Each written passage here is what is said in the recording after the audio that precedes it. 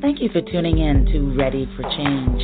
I am your host, Simmone L. Bowe. This is the show where we don't just talk change, we live change.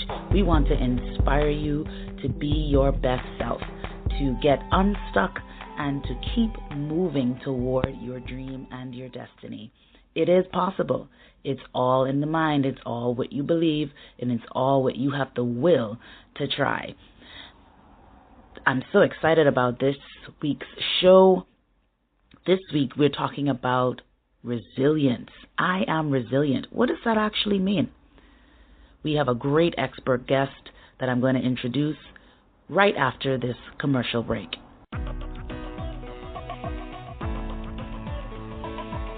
This is Caprice Smith, your uncuffed living expert. I want to take a moment and speak to my women entrepreneurs. If you have your own business card in the name of your business, but you struggle when someone asks what it is you do, that is a problem. If you are not making money that's going to build your legacy and sustain your family, that is a problem. I invite you to hop on over to capricesmith.com, join my free newsletter, and while you're there, schedule your strategy session. I want to help you uncover some things that you should already know. I spent 20 years perfecting my craft, and I'm willing to share all of what I know with you today. If you're not living uncuffed, you're just not living. And if you're cuffed in your business, your clients will know that and they won't invest in you. So let's connect. Until next time, have an awesome day. Incarceration doesn't just affect the one behind bars. It affects everyone. Here's your chance to let others know that being locked up leaves others locked down on the outside, hurting emotionally, economically, and spiritually. We want to know how you feel. Go to www.lovelockdownseries.com and make your creative voice heard. lovelockdownseries.com.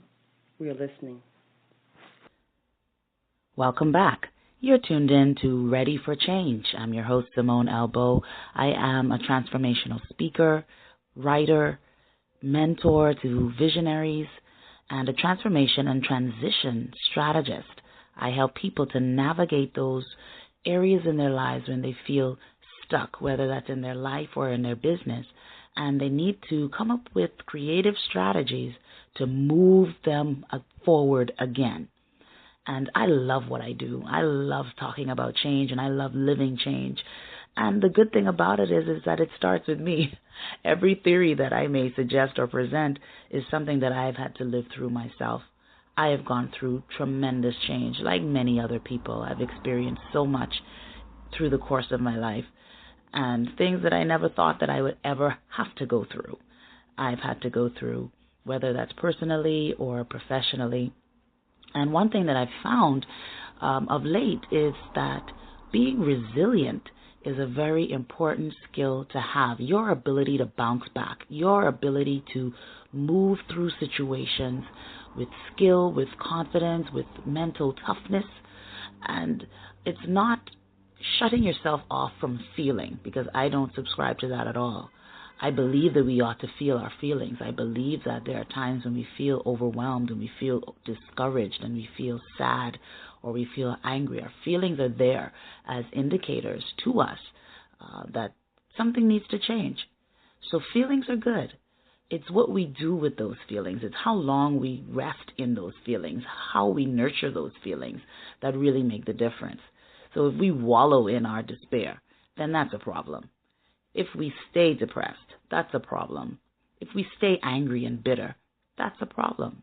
And it's not going to move you forward. In fact, you're going to stay stuck right where you are in those feelings, and you wonder why certain things manifest the way they do in your life over and over and over again, because you have remained stuck in that particular mindset, that have formed habits, that have formed beliefs, and you can't move to the next thing.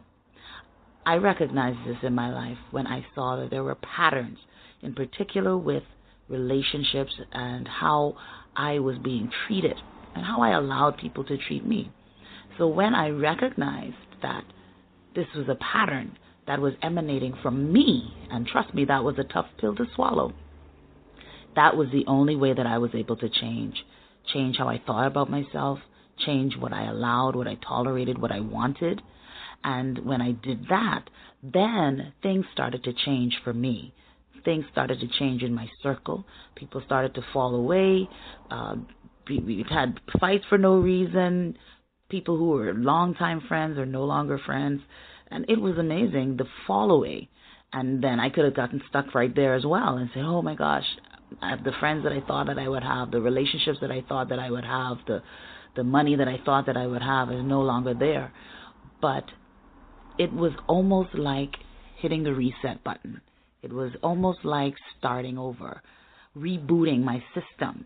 And when you reboot, sometimes you lose some data. But that's a good thing. The data that I lost, I needed to lose. And it's about starting fresh. You know, late last year, my phone crashed. And I thought that I could never survive without my phone. I tell you, I was really addicted to that phone, and not the phone itself, but what it represented, you know, staying connected, being involved in what was going on, social media, emails, and all the whole nine. And when that crashed and I lost all of my contacts, I lost all the notes that I had made, all the voice notes. I mean, some of those were great ideas. Don't you hate that when you do something, you wrote something or created some idea and you lose it and you're like, oh my gosh, it's happened to me as I'm writing my personal story right now, and I lost an entire section of it, and I was like, oh my gosh. And my writing coach said, you know, that's fine, because maybe now you go back and when you write it again, you're going to write from a perspective, you're going to write some things that weren't even in that first version. And that's the truth. And that's the great thing about life. We have the opportunity to rewrite our script, to rewrite our story, to rewrite how we look at life, how we embrace life, how we live life. I am on a new mission to love myself and to live my life to the full, without fear, without intimidation, without inhibition. Still working on it, but my mindset has changed. My mindset is that I am happy with my life the way it is. Things can be better, and I'm going to work to make those things better that need to be better. And I believe that is what resilience is all about. And so right after this commercial break, we will come back and introduce our expert guest. I am so excited about her. She is someone that I've known for a very long time. You're going to hear about that a little later on. But she is definitely an expert in her field, and the conversation, I promise you, is going to be rich. Listen, don't go anywhere. Stick and stay. We'll be right back on Ready for Change. I'm Simmone L. Bowe.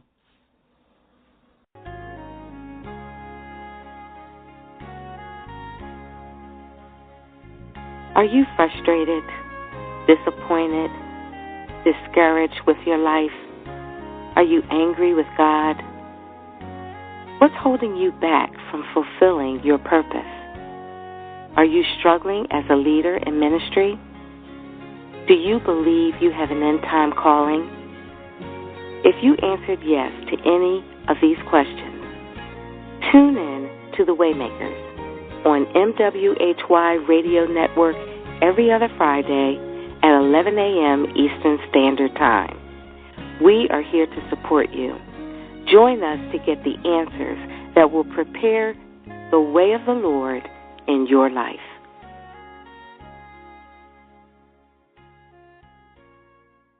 This is Tanya Free. Chicago Mayor Rahm Emanuel plans to honor the Jackie Robinson West Little League players after they lost their national title over violations of geographic boundary rules. The players were stripped of the title they won last summer because team officials were found to have violated a rule setting geographic boundaries within which teams must find their players. What's your take? How do you feel about the decision of Little League International to strip the Jackie Robinson West team of his titles. The Tanya Free and Friends Talk Show, your destination for the best in social and political straight talk. Wednesdays at 2 p.m., streaming live on TanyaFree.com and BlackTalkRadioNetwork.com. Join the conversation Wednesdays at 2 p.m. Welcome to Ready for Change, the show where we don't just talk change, we live change. I am your host, Simmone L, Bowe, and I am so excited about tonight's show. I'm telling you, I've been looking forward to this for quite a while for a number of reasons, but we won't get into all of that right now. It is my pleasure to introduce our expert guest for tonight, and that is none other than Dr. Stephanie Coakley. She is an experienced sports psychology consultant and the founder and director of Maximum Mental Training Associates, a performance psychology consulting business. She specializes in training athletes in the fundamentals of mental preparation for training and competition, and she has extended this service also to the military. Her specializations include sport career transition, injury and rehabilitation, body image, positive youth development through sport and physical activity, and minorities in sport. Dr. Coakley earned both her bachelor's degree in psychology and master's degree in counseling psychology from Temple University in Philadelphia, Pennsylvania. She received her Doctor of Philosophy degree in sport and exercise science with a concentration in sports psychology from the University of North Carolina in Greensboro, North Carolina. Dr. Coakley works with athletes and coaches at all levels of participation. She's a passionate consultant who trains, motivates, and encourages individuals to apply the mental skills that they develop to enhance performances in all areas of life. She's a member of the Association for Applied Sports Psychology and a licensed professional counselor, a member of the American Psychological Association, a member of the United States Olympic Committee Sports Psychology and Mental Training Registry. As a licensed professional counselor, Dr. Coakley is qualified to treat clinical issues, but her primary role is to help athletes develop key psychological skills and techniques to be used during practice and competition to improve their overall performance and satisfaction with life. Dr. Coakley has worked with individual athletes and teams in the following sports: tennis, golf, football, rugby, auto racing, weightlifting, basketball, equestrian, judo, volleyball, swimming, gymnastics, ice skating, track and field, baseball, and wrestling. And our topic tonight is on resilience. I am resilient. What does that really mean? And so I am so happy to welcome Dr. Stephanie Coakley to the show. Welcome, Dr. Coakley. Thank you, Simmone. Thank you for inviting me to be on Ready for Change. Yeah, I am really excited about it, and we go way back. We absolutely days that you probably don't want to think about. It's true. Yes. But we've come a long way. Yes, we surely have. We surely have. A long way since those high school days. Yes. And you have done a tremendous work in not only your personal and professional development, but also in what you're contributing to your community of sports. And so we're really excited about that and to hear more about your work. So please tell us more about what you do. And I know I read the bio and all of that, but you can tell us, in your own way, in your own words, what it is that you actually do, and how you got into this study of resilience. I'm sure it's an area of psychology, but why resilience? Well, I'm a mental strength and conditioning coach, also known as a sports psychology consultant. And as a sports psychology consultant, I typically coach individuals to develop strategies that will enable them to be more effective managers of how they think, where they direct their attention, how much energy they have, and what kind of images they produce. And it's all with the specific purpose of enhancing their performance as well as realizing their full potential. And I got into this work with resilience training through a program I work for called Comprehensive Soldier and Family Fitness CSF2, it's an Army program, and the Army has tons of acronyms. And the mission for this program is to increase physical and psychological health, resilience, and performance for soldiers, family members, and DA, Department of Army civilians. So that's how I got into the work. That's very important. Back in 2009, I was trained as an MRT, and that means Master Resilience Trainer. And since 2010, I and a number of members of the training team, we have literally trained thousands of non-commissioned officers to be unit-level Master Resilience Trainers. Wow, that is wonderful. And I'm sure it's really necessary skill for them and their families. Yes, absolutely. Especially, we know that when you go into combat zone, you are likely to experience some trauma or some adverse event. And the more prepared you are to deal with that trauma or adverse event, the less likely you will be to have any psychological health issues, and the more likely you will be to be defined as resilient. Right. And so our listeners may be wondering, well, what relevance does this have to us? But life has certainly become quite a war zone for us as civilians. Our homes and our workplaces are, it may sound funny, but it really isn't. A lot of people really go through traumatic experiences on those levels. And so tell us, first of all, what is resilience as a definition?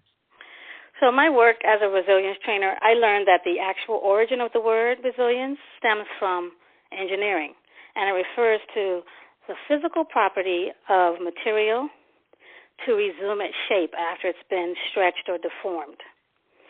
So to extend that to psychology, the word resilience means our ability to grow and thrive and bounce back from adversity, grow and thrive in the face of challenges and bounce back from adversity.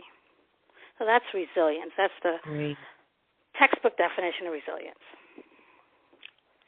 So what does it mean then for a person to be resilient mentally or emotionally or both? Well, resilient people, they tend to adapt well and recover from challenges or adversities or traumas quickly, if you will. And in the face of challenges, they're able to maintain their physical health and their psychological health. They understand that it's impossible to change the past, or the present, actually.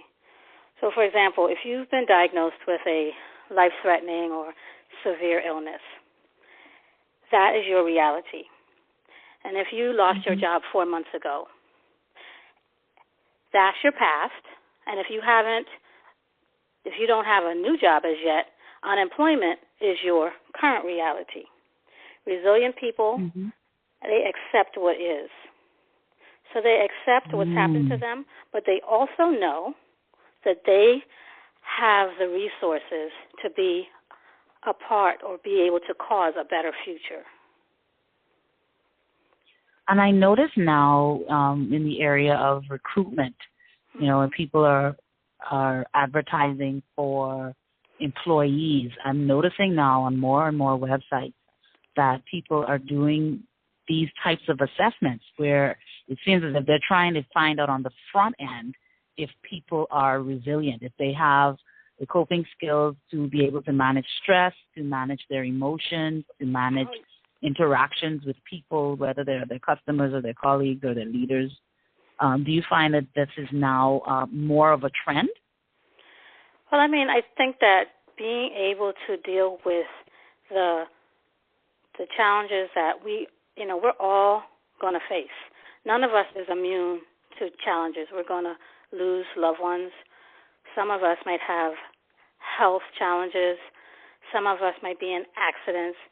Some of us may lose our job, or we might have to transfer to another location. There's so many things that could be perceived as a adverse event that disrupts life as we know it.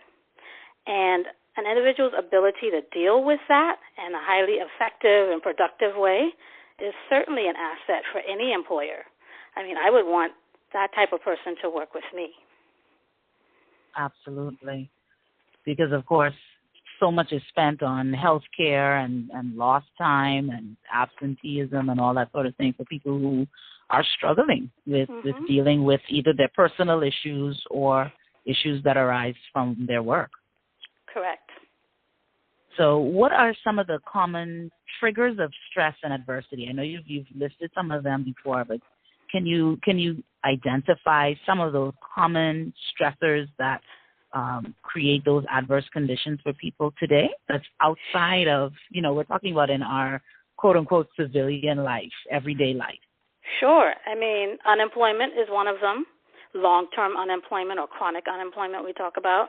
Relationship issues, getting a divorce. You might even, there are some positive events that may cause us to need to use our resilient skills.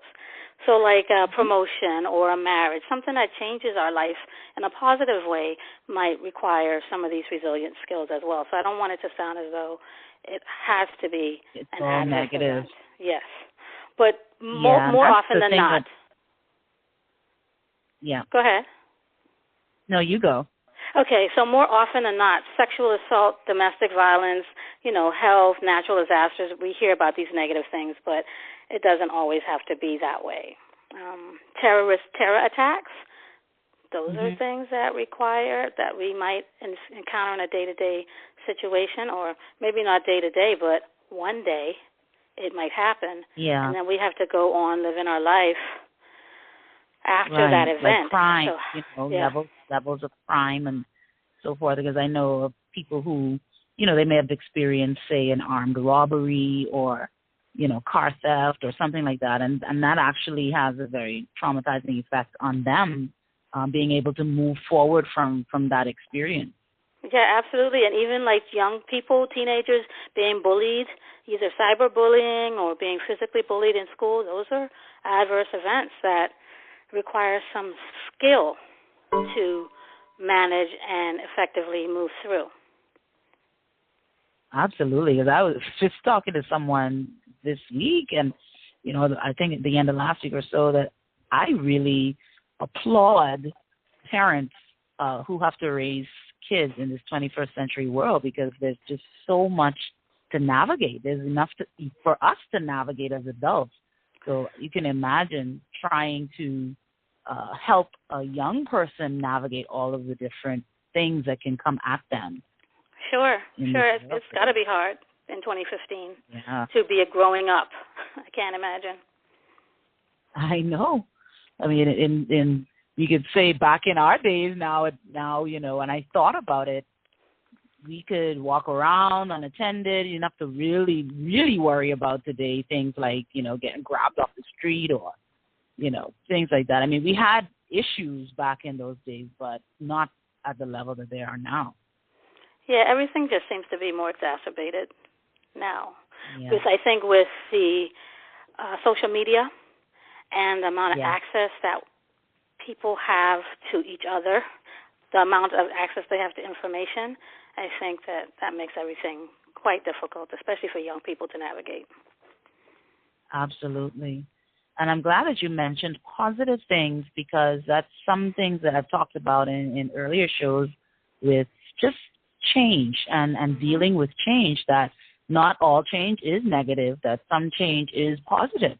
Sure. So you mentioned about like getting married or getting a promotion. So these are things that we may want, having a child, maybe moving from an apartment to your own home. All of those things are very positive, things that we look forward to, things that we work toward, but somehow they bring with it some emotions and impacts from the change that's going to result from the movement that we may need some resilience to deal with.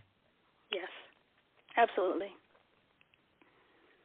So what are some of the risks that can affect someone's ability to be resilient? And is this something that someone can learn? I mean, obviously, through your work, you help people to become that way.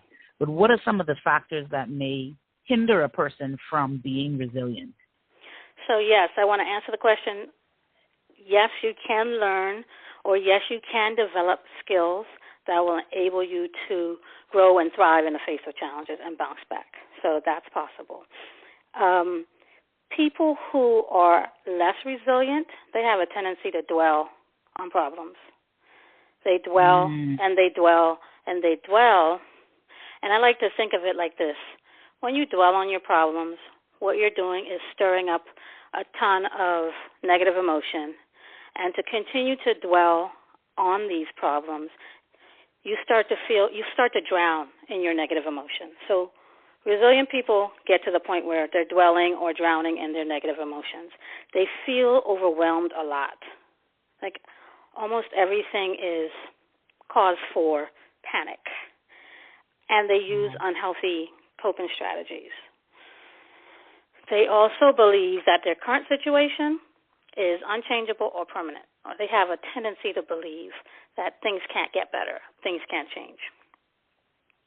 And this is pretty catastrophic, this thinking, this mindset, because it has a tendency to lead towards hopelessness and helplessness. And hopelessness and helplessness equals depression and anxiety. Right. That's pretty serious, because when you think about it, a lot of people seem to feel that way. When you described that just now, I mean, I had, and it's I don't even know how to say it. It's almost like a collective mindset, if that makes sense. Like communities can have that kind of mindset. Do you find that to be true? Sure. I mean, once again, if I come to you because I'm struggling and you're my sister, and all you do is tell me about how terrible things are and how things aren't going to get better, you're just layering on your negative emotion on my already negative, mindset, which is not actually helping the situation at all. And that's another thing about risk factors. Another risk factor is that people who are less resilient, they have an unwillingness or an inability to reach out to get support from others. And if they do, sometimes they choose the wrong people, which if they are making the wrong choices in their support system, then it's counterproductive. It's not helpful. Right. Because more than likely you're not going to reach out for help because you feel, help is impossible anyway. Right. You feel like, what's the point? What's the point? I might as well just not ask anybody for help. Wow. That is pretty dangerous place to be in. Sure. So, and, there's a number of risk factors. One that I want to point out here is people who have an unwillingness to see good in a situation. And so when you're going through a hard time, there's something good that's happening, but your focus is on the hard time or the adversity and less on the good that's happening. So I have this poster in my office that says, every day mightn't be a good day, but there's good in every day.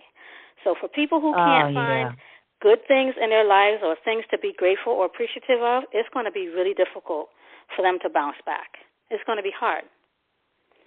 So I encourage people to be may feel like way. That is like some, because people may feel like, oh, well, that's just some, positive thinking, law of attraction, mumbo jumbo. That's not real life. I mean, you get people who kind of push back against that type of thinking. There's a whole science behind the science of gratitude. There's I think he's at the University of California at Davis. His name is Dr. Robert Emmons, and he's written a number of books, but one of them is called Thanks. And he has studied this for, I'll just say, probably 20 years. And there is literature to support the fact that being grateful or appreciative for what is happening or what's going well in our lives changes our emotions. And that change in emotions leads to better health. It leads to certainly resilience, and it also leads to better, I don't want to say decision-making, but the belief that you have the resources, because you're developing optimism. You have the belief, and now you're starting to develop hope because you're taking your mind off of the things that are weighing you down or causing you difficulty, and you are kind of changing the channel. So it's like instead of watching the horror channel 24/7, 365, now you've changed the channel to, even if you changed it to National Geographic, you don't have to change it to Comedy Central. But if you change it to National Geographic, you're not focused on the horror 24 hours a day or more, dominant. That really makes a whole lot of sense. So that would be one factor then that would contribute to a person being resilient, is having, as you would say, an attitude of gratitude. What other factors contribute to being resilient? Well, other factors that contribute to being resilient is that resilient people do not let their adversity define them. So that's back to that acceptance. This bad thing happened to me, but I'm going to figure out a way using the resources I have or seeking resources from other people in order to get through this thing. So focusing on a goal. My situation is bad, but I'm not bad. My situation is not bad. I'm not bad, and it's going to get better because I can do certain things to change it. Even if the change is just minuscule, it's still you exercising your power to affect change in your life, which is the opposite of that helplessness and hopelessness that we talked about a little while ago. Right. So how you look at your situation, making plans or goals toward, or baby steps even, to move towards something else. What other factors contribute to resilience? Resilient people are flexible, so they're not just so rigid in their thinking. They're able to see the situation from various perspectives.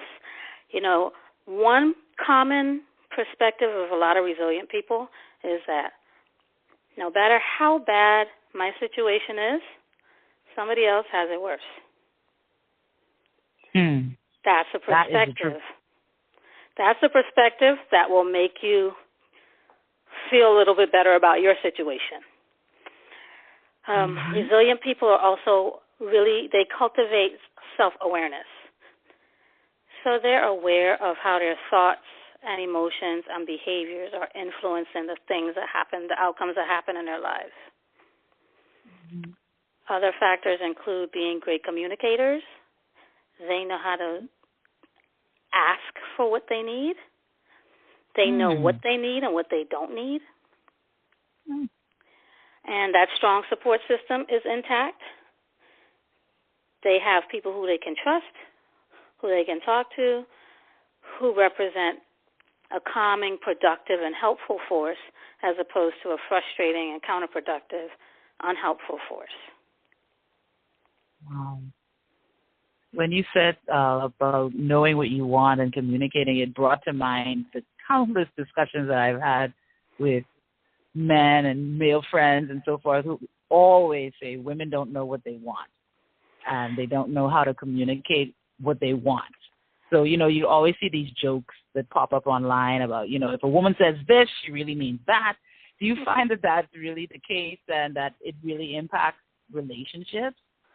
I feel not knowing who you are, that a lack of self-awareness is going to impact any relationship.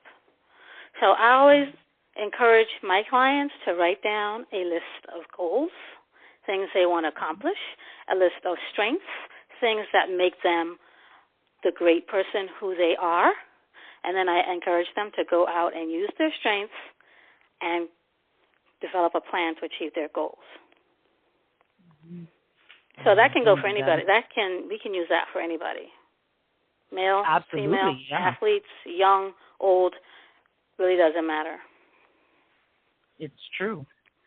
Because I was sharing with someone else that, when I do talks on finding your purpose and all that sort of thing, and talk about your purpose not being a role or responsibility that you have.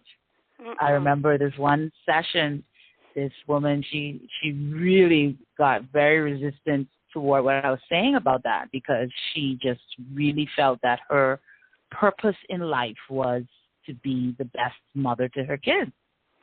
And so she couldn't see beyond that, and so I was throwing different scenarios at her that, okay, when they are all grown up, suppose, they've all left the island, does that mean now that you have no reason to exist on Earth? Right. And so her response was, well, I'll just travel. So, she meant that wherever her kids are in the world, then she's just going to go to wherever they are. Right. I couldn't get her to see beyond that. And she would be one of these people who would fall in the less resilient category. Yeah. Because without her kids, she has nothing to hold on to. Right. And that's what I was trying to help her to see, that, it's not that you love them any less or that you have less of a responsibility to them, because, she kept stressing that, she's here to make sure that they become great people. And, of course, that's the role of a parent. But there Correct. comes a point where you have to let them go, and you ought to have a life beyond your children or being a wife or even being an employee, a business owner, whatever it is. You express your purpose through these various roles. But that's why, I think when you talk about chronic unemployment and all of that, it gets hard when, yes, you want to pay your bills and all of that stuff, but some people really wrap their identity in these jobs that they have. And that's very dangerous. That's why the work I do with athletes and sport career transition, one of the goals is to help them to make that transition to develop an identity that is not exclusively athlete. So try to explore what else is it about you that's awesome. Okay, so you have a great sense of humor. Let's see how we can capitalize on that. Or let's see how we can use that to affect some other people in your community, in your family, children in hospitals. Let's see how we can use your strengths to empower you to do some other things, because people are multidimensional. We're not just unidimensional and one dimension. Yeah, unidimensional. We have lots of dimensions. And so it's a very dangerous thing when people's identity is wrapped up in only one facet of who they are really. That is dangerous. Yeah, I find so, and I was actually kind of nervous for her, in that session, and people like that, because even the audience started to get like, okay, this seems a bit off track, and I just hope that she would have taken time, in her own time and space to really reflect on what we were saying in that session. So what impact, and this is the last question I'm going to ask you before we take a short commercial break, but what impact does someone's environment have on resilience? Are you speaking about social resilience, or where they live? Yeah, like where they live. It could be perhaps their school or their home or their actual community, in terms of a neighborhood or district, maybe even a state or a country. Do those things at those various levels impact your ability to be resilient? Do you find that there are groupings that are more resilient than others? What's your take on that? One of the things that, social resilience is essentially the same thing as the other definition I gave to resilience, except for the fact that it's about communities and environments. But one thing that's important for resilience in, say, a community is for diversity. So I was watching something yesterday on television, and they were discussing how one community had an adverse event, and they were never able to rebuild. We've heard about so many communities in the last several years who had events, and they were able to rebuild, and so 2-3 years later, everything's been rebuilt. But this one community had not been able to rebuild, and that's because they didn't have a diverse population, which meant they didn't have diverse perspectives. And when you're trying to rebuild after a tragedy or challenge, there are many tasks that are required. Lots of coordination. You need people with differing backgrounds and values and different priorities in order to form the new normal or the new setting. And so definitely one of the things that lend itself towards a resilient community is lots of diversity in the population. Old, and young. Diversity meaning? Old, young. I mean, just people who can provide different perspectives, who have different strengths.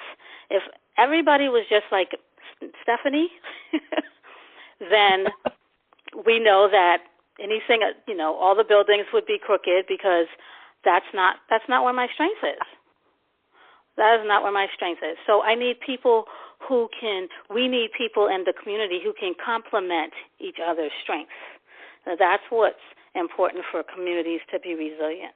Another factor associated with social resilience is being able to accurately assess risk. So if you have a community that knows that they're on a fault or knows that they're in a flood zone, and the people in that community do absolutely nothing to ensure that when the flooding takes place, that people will be safe. We know that we're in a flood zone, so it's going to flood. So that means people are going to be wiped away.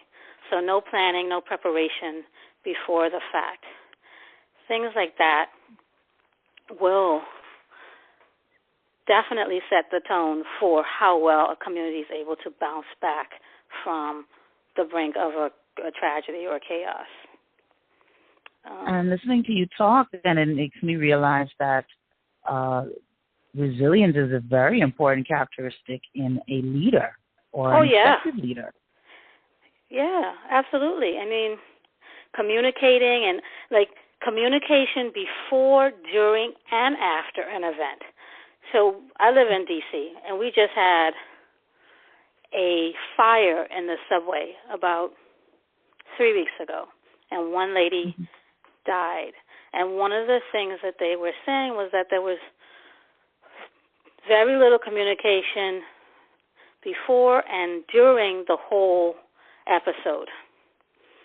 And because of that, the outcomes were probably worse than they needed to be. Right. And so communication is important from the top of the chain or the top of the event, through the event, even after the event.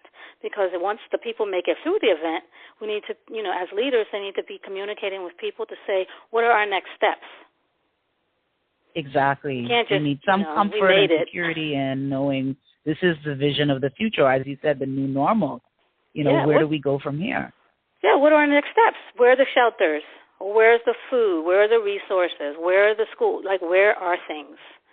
You can't just, it's important to communicate. You can't just drop the ball. Yeah, because then otherwise that hopelessness is going to kick in. Yes, absolutely. So, So when we look at our organizations then, and we take it to, the workplace and even families, I think the same principles should hold true then. Yeah, absolutely. I mean, there are a number of things that can happen in a family. Let's just say house fire. One of the things that could help families better deal with that on the, after the fact is if they had a plan in place. Right. And how were people communicating all throughout the process? And then after, how were people communicating? A lot of times I think after an adverse event, people have this tendency to withdraw and isolate. Yeah. That's not a winning strategy, as I like to say, if you want to, in terms of being resilient. If you want to make it through this crisis and a productive, you want to grow and thrive, you have to resist the urge to isolate, even if that is what you feel like you should do. Know this, that it's imperative that you reach out and you communicate with people. Tell them how you're feeling. Tell them what you're thinking about. Telling them anything so that you can remain connected with people. Because that connection is extremely important competency for resilience. Yeah, and then the people around you need it because, like you say, you're on shaky ground. You're uncertain of what's next, and so I'd feel a whole lot more comfortable if the people who are quote unquote the leaders of my home, you may not have a plan, but then you could say, well, I don't really know what to do. I'm just distraught, and everything else is you. Can you guys think? Could we come together and think about what we could do? I think that at least is more authentic and human than just pulling away and moping or being depressed or going off and drinking or whatever to get through. To deal with the pain or to get through. Exactly. And forgetting that. And I think, too, a lot of times, and I don't know, I'm always disturbed with how our men are raised to not show that type of emotion, and it's considered weakness. That, they always have to be strong and have a plan and have a direction. And while that may be true in some cases, they're still human as well, and I don't know if we give them enough space to be human. One key factor about being resilient is being able to show emotion. Regulated, of course, but, I mean, even the President of the United States, and when we have seen him show emotion, it is not a sign of weakness to show emotion. It is actually a sign of strength. Just like we have to reframe these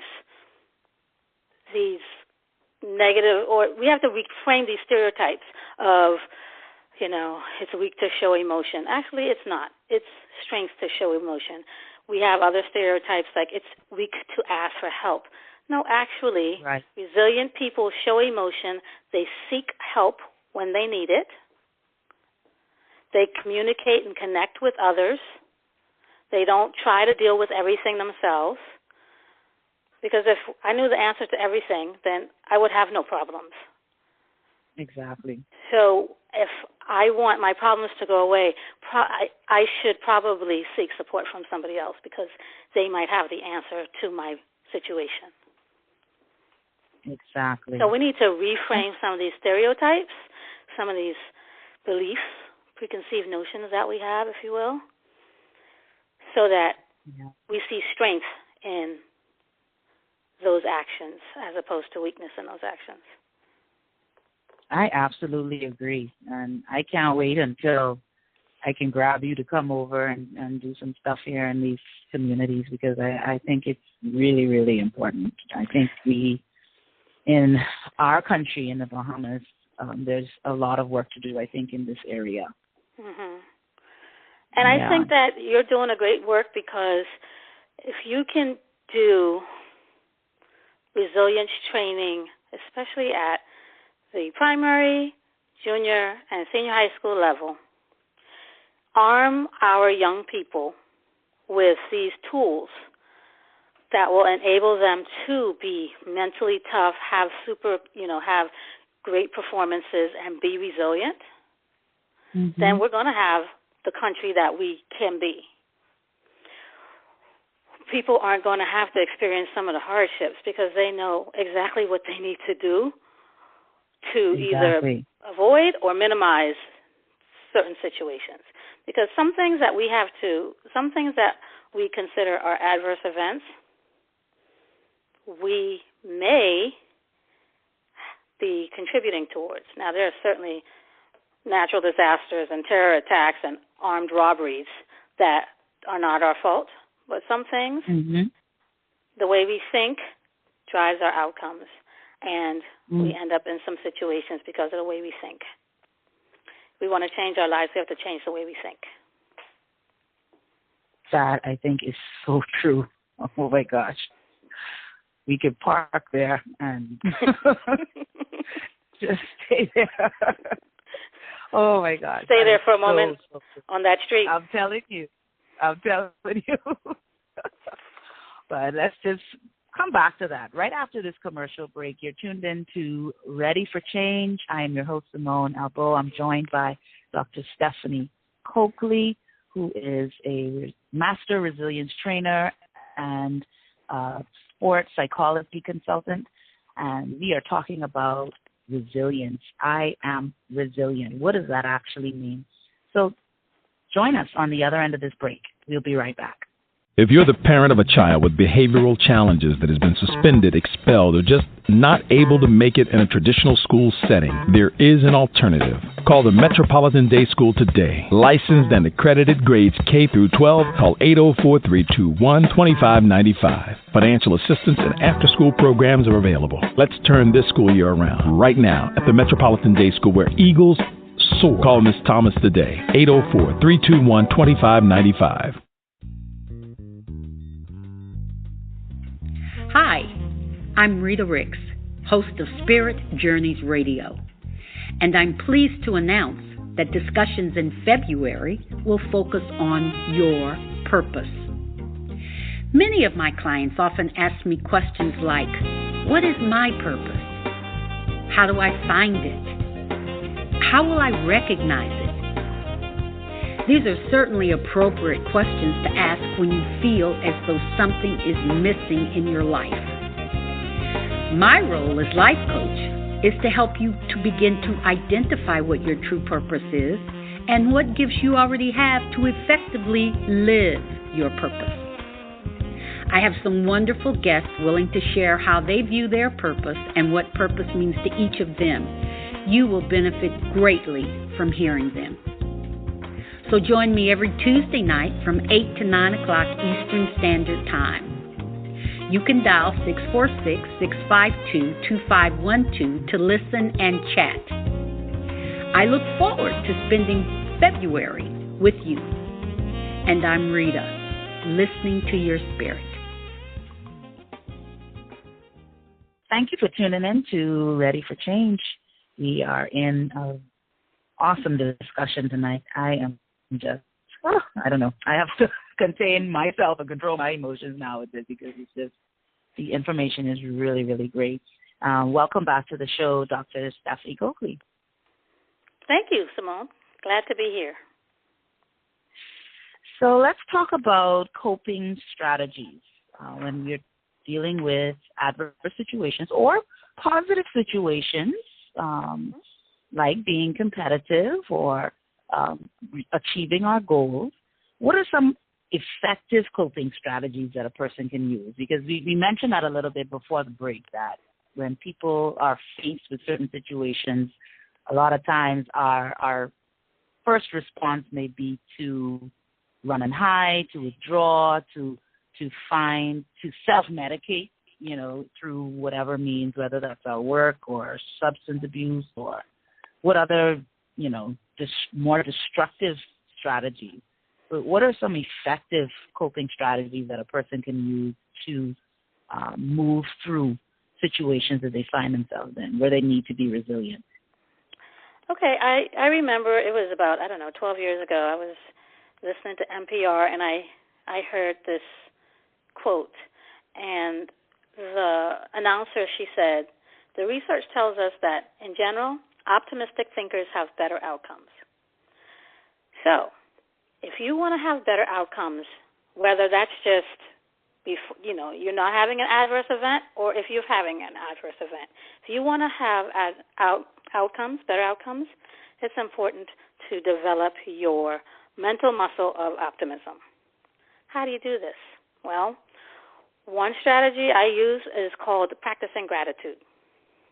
Practicing gratitude is a simple procedure. It involves every day writing down 3 things that you're grateful for, you appreciate, or that went well that day. And not only just writing them down, but reflecting on why that thing was good or why you're grateful for it or you appreciate it. Reflecting on what you're grateful for allows you to dwell on it and allows it to sink into your memory at a deeper level. It's not just like a drive-by. This is good, this is good, this is good. Why is it good? Another strategy that you can use to develop your resilience is to maintain strong and healthy relationships with other people. Because if you establish strong and healthy relationships with people when things are going well, then you have the benefit of these strong and healthy relationships to help you through difficult times. Another strategy is to try to develop your self-awareness. Now, how do you do this? This is a critical competency, though. Spend time reflecting on the circumstances of your life to gain greater awareness of how you think or what your thoughts are, what your emotions are, and your behavioral outcomes. When you're doing this, ask yourself one important question. Are my thoughts, my emotions, and my behaviors, are they helping me, or are they harming me? If overwhelmingly your thoughts, emotions, and behaviors are harming you, then you have to change. Because you can control all of that stuff. If overwhelmingly they're helping you, then great. And then last but not least, if they're harming you, that process of change might involve either seeking counseling or going to a personal coach. But if you want to be different, if you want different outcomes, you have to be different. And another thing, and I think I alluded to this earlier, write down a list of your strengths. There are a number of strength inventories that you can take online. But, you know yourself the best. So what are you good at? Are you a great cook? Do you have a great sense of humor? Are you a great writer? What are your strengths? Write them down and then try to use them on a regular basis. You want to think about your strengths as things that don't require effort from you. And when you do them, you feel energized. So for me, I know that the work that I do is something I'm good at because I could be exhausted from an 8 or 9 or 10-hour day. And if I have a session with an athlete, I get so excited because it doesn't take anything from me to help somebody to realize their potential. That is one of my strengths. So it doesn't feel like work. So instead of it draining me, your strengths don't drain you. They energize you. So write down a list of the things that you're good at, the things that energize you, and then go out and try to use them on a regular basis. These are some strategies that you can use to help to build your personal resilience. Another strategy that you can use to develop resilience is developing your self-awareness, which is a critical competency for resilience. And how you accomplish this is by spending time reflecting on the circumstances of your life and to gain greater awareness about how your thoughts and your emotions and your behaviors impact your outcomes. And so while you're engaged in this level of self-reflection, you want to ask yourself one important question. And that question is, are my thoughts, emotions, and behaviors helping or are they harming me? If you find that overwhelmingly your thoughts, emotions, and behaviors are harming you, you should make a change. And in order to make a change, you can seek counseling or maybe seek support from a personal coach. But if you want things to change, you have to change. So and I saw a post about that the other day where it says people want change, but they don't want to change. Exactly. And if you want change, you have to change. Exactly. There's a quote I like. It says, if get the things that you've never had. You have to do things that you've never done. And it's the same thing for change. If you want to change, if you want things to change, you must change. Mm-hmm. I found that for me personally, working with people who, a lot of times business leaders, they want to initiate a change, but it's like they want you to change the people. But they don't want to change. And a lot of times when you talk to the people, they're like, you just really wish our boss would change. And you know that change has to start, especially organizational change, must start at the top. Exactly. It's got to start at the top, or else you have no chance. Mhm. Yeah, you're swimming upstream then. Yeah. Yeah. So, are there any other coping strategies? I mean, there are a lot of coping strategies. You know, you can reflect on how you solve problems. You can reflect on how you respond to uncertainty. So you can start reflecting on yourself. Ask yourself some questions like, how do I respond to uncertainty?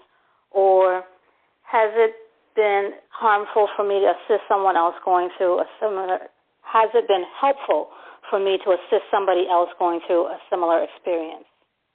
Or in the past, how have I been able to overcome obstacles? And write down what you did. Because sometimes we use skills in one area and then we have another experience and we fail to use the skills that helped us the last time. So make a note of what you've done in the past that led to success, and then try to replicate what you did in the past. Right, and make that a new habit, a new skill.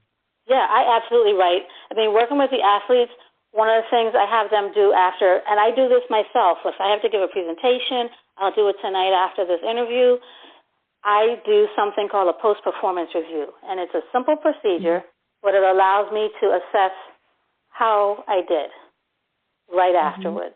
So I write 3 things down that I liked that I did, or I ask people to write 3 things that you did well and 3 things you'd like to improve.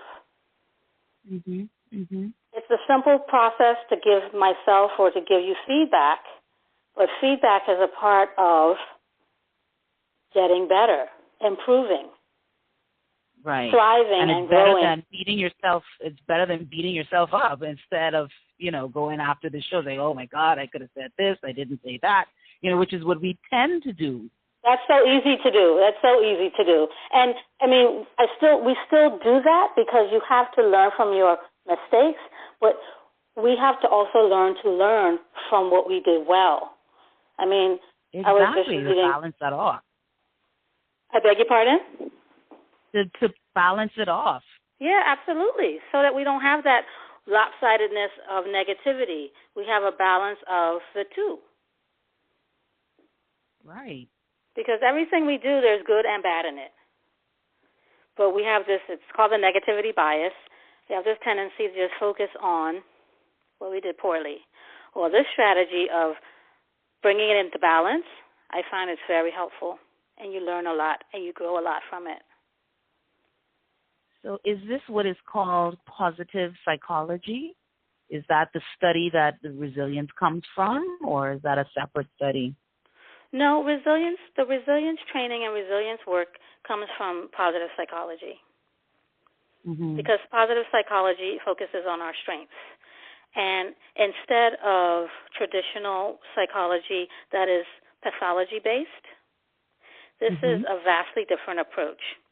It is people going to seek help to improve their lives without something being wrong. I tell my clients, nothing has to be wrong with you in order for you to want to be better.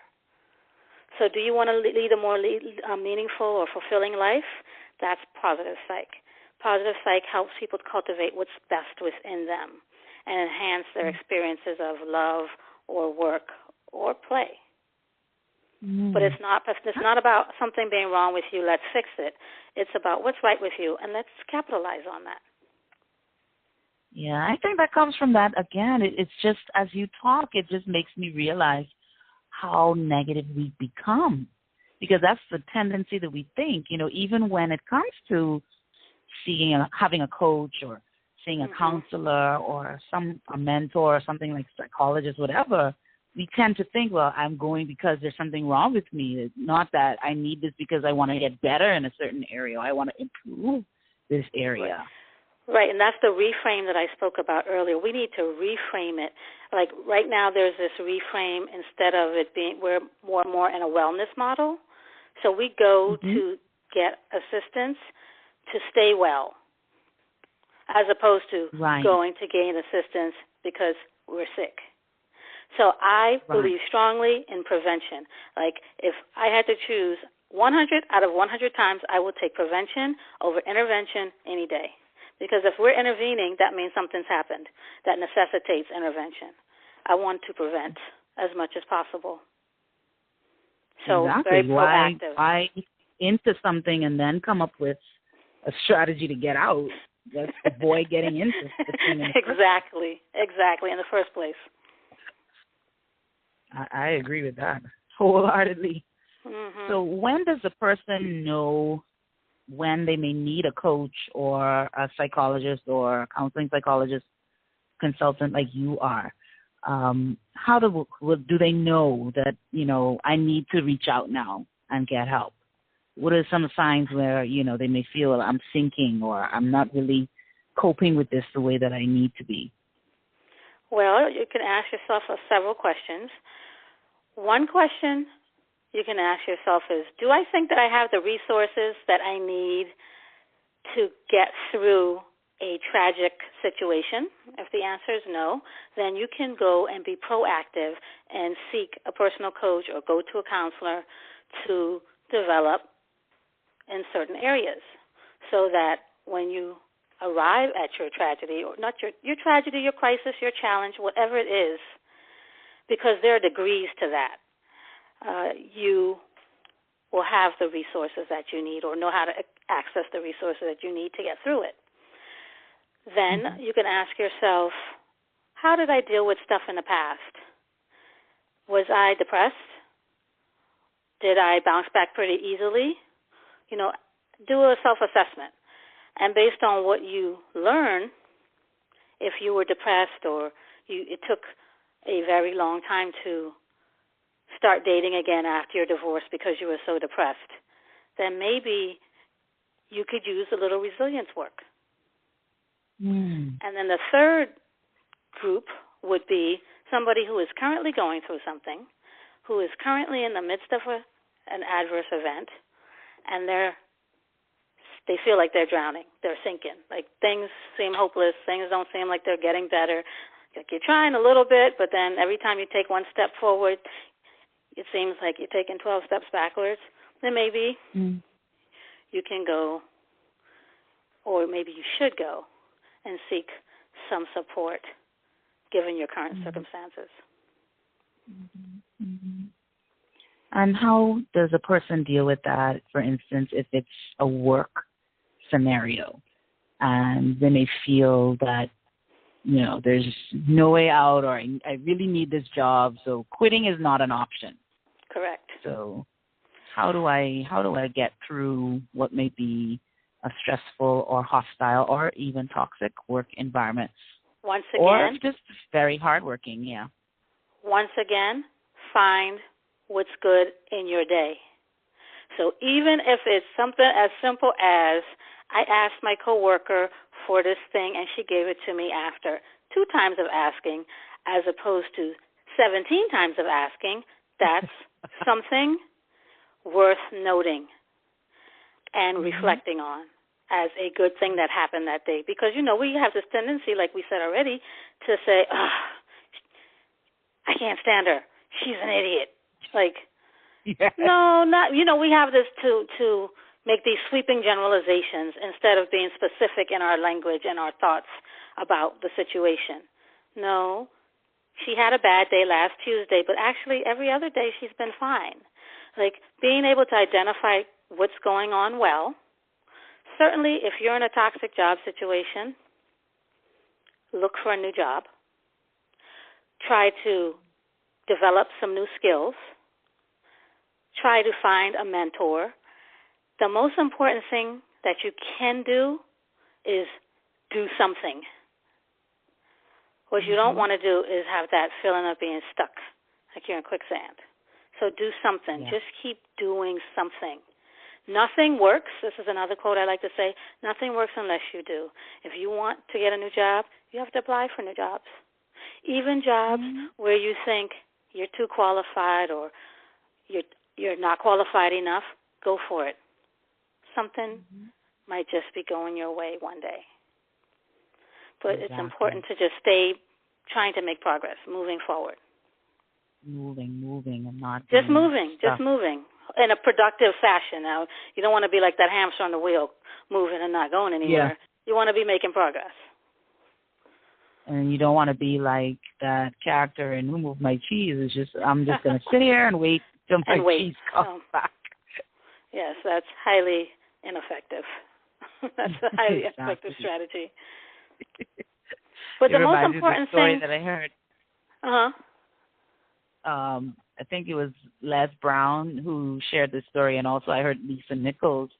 She's like a motivational speaker. I heard them tell the story of this dog that was just sitting on the porch between its owners, this old elderly couple. The dog was just crying on the porch. And this man walking by was like, why is this dog crying this way? And after he passed a couple of times, he said, you know what, if I come by here again and I hear this dog crying, I'm going to just ask these people what is going on with this dog. And sure enough, the next day he walks by and the dog is howling.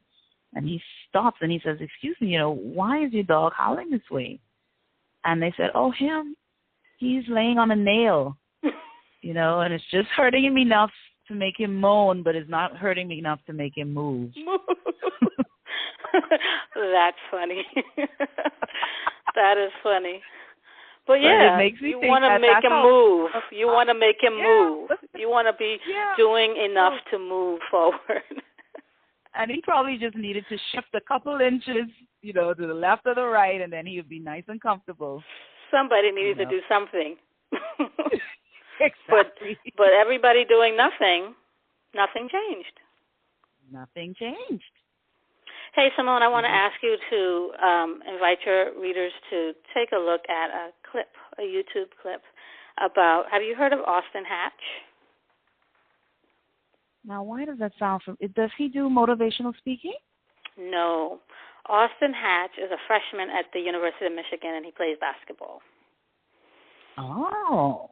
But this is a young man who I would classify him, if people were giving out like Academy Awards for being resilient, he would get an Academy Award for being resilient. In 2003, he was in a plane crash with his family, and there were 5 of his family members on the plane. 3 perished, 2 survived, he and his father. Wow. He and his father, they survived. He survived. He was 8 years old. He had barely a scratch on him. His father had some pretty severe burns, but was able to recover. Mother, older sister, younger brother perished. Wow. They make it through that. One of the things that kept them going was their love for basketball. So you talk about not dwelling on what happened, accepting what happened, and moving past towards something else. What kept them together, and they had a strong relationship, was their love for basketball. Several years after the plane crash, he remarried. He was adopted by his new mom. He had 3 more siblings. Everything was great. He was playing basketball at a high level. He got a scholarship to University of Michigan, which is where he wanted to go, which was his mother's alma mater. Like 9 days or so after he accepted the scholarship, family owned a plane. They were flying from Michigan to Indiana or Indiana to Michigan. Plane crashed again. Oh, my God. This time, he was severely injured. His new mom and his dad, who was also his best friend, died in the plane crash. So now you have to ask yourself the question, how does he dig deep, and do what he did the last time. But once again, he had a strong, healthy support system and a social network. He had something he was looking forward to, playing basketball at the University of Michigan. He had broken his collarbone. I mean, he was in a coma for 6 weeks. They didn't think he was going to make it. This kid is playing basketball at the University of Michigan today. Wow. He rehabbed. He just, he had the thinking. And, the way he thinks has probably been ingrained in him through his parents. But his thinking was not a liability to him, and whatever circumstances he encountered, his thinking was an asset. It helped him get through his 2 plane crashes. Really?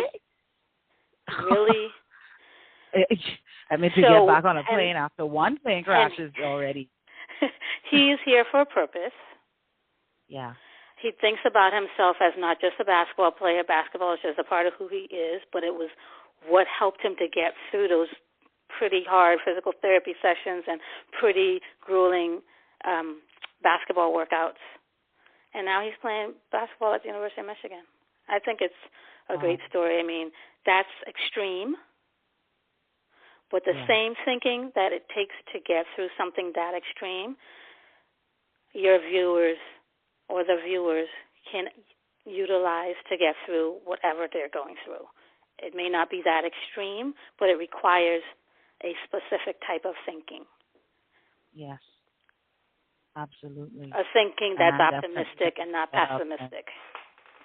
Yes, that you can get through whatever comes at you, whether it's planned, unexpected, thrown at you, whatever it is, because I think that I can, then I will. Sure. I mean, you subconsciously or consciously set the conditions to make what you think happen. So I tell my clients, if you want to have a particular outcome, you have to believe and practice believing that you will have that outcome. Every day get up believing that that's going to happen. No matter what it looks like, believe that that's going to happen and work towards achieving that goal. I'm definitely going to share that link when we release the link for this show, just so people can make the reference and watch both. I think that would be really beneficial. I can't wait to watch it myself. It's such a good clip. It really is. And I'm thinking even, working with young people, especially for them to see someone in their peer group that's able to do it. I think it really sells the whole concept a whole lot better. Yeah, it will resonate with young people because it's not like older people saying it. Exactly. You telling us something else, some other blah, blah. Right. Yeah. And I'm glad you mentioned that his way of thinking came out of the family, because that's the next question I was going to ask is, what role does the family play in either shaping a person's resilience or shaping that sense of hopelessness or helplessness? I think that it could go either way. There are people who grow up in families where mother and father were the most pessimistic people you ever would meet. But they grew up to be optimistic, resilient, strong communicators with good problem-solving abilities and very flexible mindsets. And so it doesn't have to come from your family. It's nice if your family could teach you some of the strategies, or maybe not teach you, because a lot of times we learn from our parents because they're modeling what is required.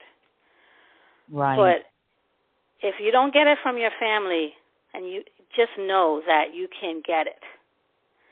It's not like, okay, you weren't born with it. Being resilient is ordinary people are resilient. There's nothing special about Austin Hatch. He's a regular kid from Indiana. There's nothing special about I had a client a couple of years ago, a great lady, got diagnosed with breast cancer, had a terrible time with chemotherapy. Nothing special about her, but she just practiced some of these skills and strategies that I talked to her about, fostering positive emotion, being flexible, paying attention to things that you can control instead of things you can't control. I mean, just certain little things that you need to do, but anybody can be resilient. So if you don't have it right now, try to figure out a way to go and get it, because you'll need it. Yeah, we all will need it at some point. Oh, yes. You know, and I think about things that I've had to journey through. I never even imagined I would have gone through half the things that I would have to do with, you know. Oh, absolutely. Some of the skills is like, you know, you're still just learning. You know, it doesn't even just happen. You know, you're just still learning some of these skills even now. Yeah, and some of them you don't know where they came from, but you know, this whole concept of gratitude. It was back in, I guess, 2005. I remember I was going through a divorce, and all of a sudden, I said, I had a talk with myself. I said, instead of dwelling on everything that's not going right, I'm going to take this opportunity to be thankful and grateful for what I do have and what is going well. And I sat down and I wrote a list. I think I have about 50, 60 things on a list.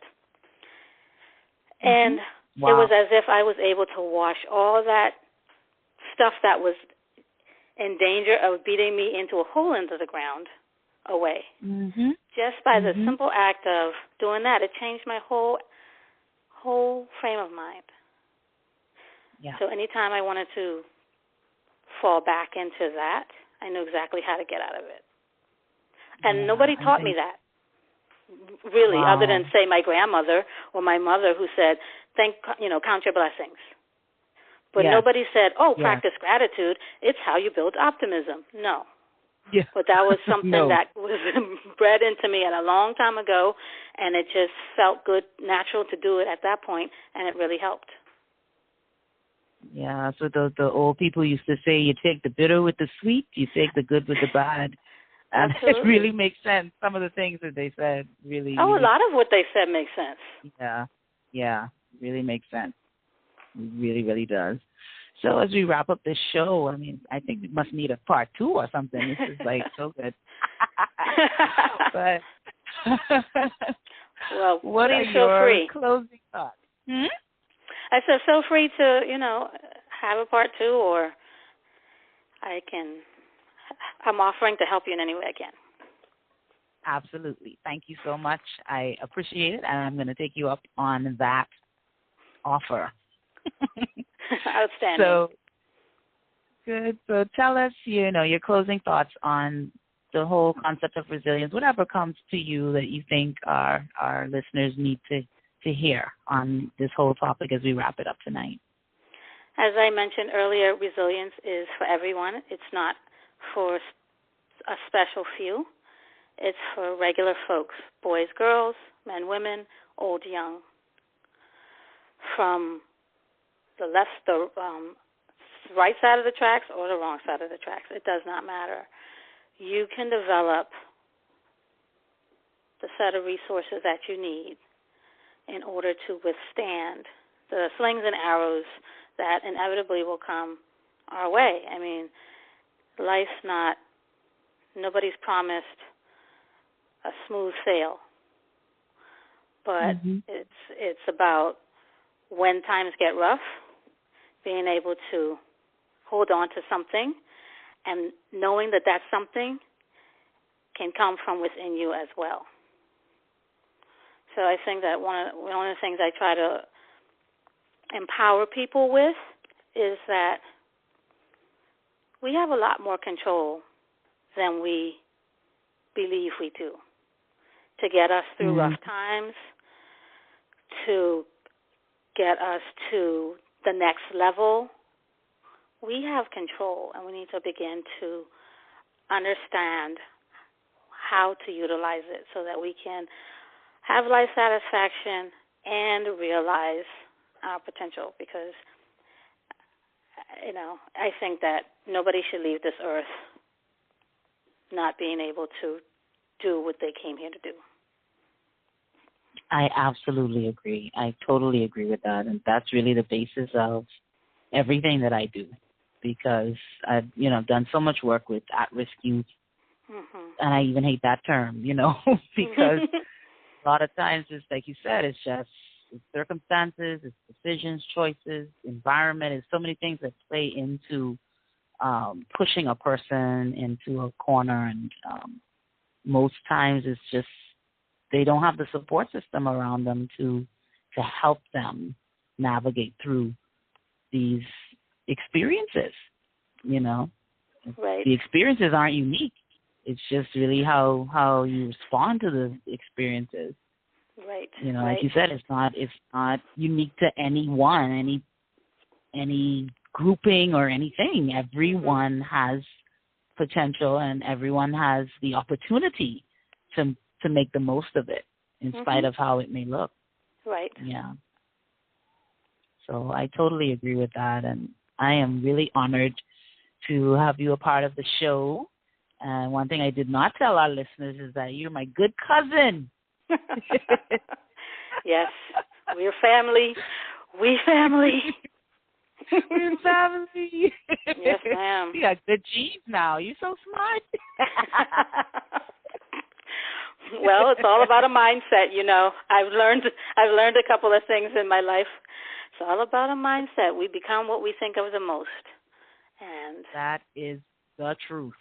Oh my gosh. One of these days we will sit and I will share and you will share. Absolutely. I can't wait. I can't wait for it. I'm telling you. Hopefully soon, Simmone. Yes, we really need to do that. We really need to do that. And we will make it happen. Outstanding. Yeah. So thanks again for being a part of Ready for Change tonight. You've been listening to Dr. Stephanie Coakley. Tell our audience how we can find you. So you can find me on the World Wide Web at www.maximummentaltraining.com. That's MAXIMUMENTAL training.com. Or you can find me at on Facebook at Maximum Mental Training Associates. And I am on Twitter, and my Twitter handle is at B, the letter B, A Force of Nature. And my blog is Max Factor, MAXFACTOR .MaximumMentalTraining.com. Awesome. And I would encourage all of you to reach out to Stephanie and take advantage of what she's offering. It's not just for athletes, but, we all can be more resilient, and we all need to be resilient so that we can overcome whatever challenges that life may bring or decisions that we make that take us down a path that, we have the power to change our course. We are not powerless, but we have more power than we realize. So thank you so much again for joining us on Ready for Change. Thank you. It was my pleasure. This message is from the desk of Tamika Melton, the teen self-esteem strategist and the founder of Rising Above Expectations Youth Services Incorporated, commonly known as RAY. Rising Above Expectations Youth Services Incorporated is a mentoring and leadership organization serving youth 8 to 18 from diverse backgrounds with an urgent focus on middle school and high school girls. Our foundation is built on integrity, purpose, perseverance, and love. We teach youth to live life rising above expectations through self-esteem building, healthy relationship education, self-harm prevention education, and anti-bullying prevention and intervention services. In order to continue our mission, we need your help. Rising Above Expectations Youth Services Incorporated is searching for sponsors, volunteers, and partnerships to build stronger communities through the youth and families we serve. Please contact us directly at 202-421-1945 or email us at info@raeyouth.org. And please take a moment to visit our website at www.risingabove.expectations.org. And in the meantime, I'll ask you to live life rising above expectations.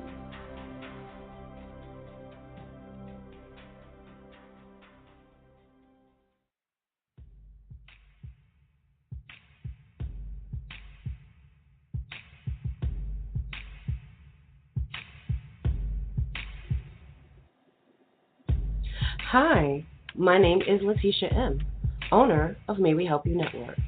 I want to thank you for joining us and enjoying our host here on MWHY Radio Network. Please visit us online at mwhyradio.com and like us on facebook.com/MWHY Radio. Tune in to learn more about our hosts and upcoming contests and our TV programming that'll be coming to you soon. MWHY Radio, bringing together business, community, and youth.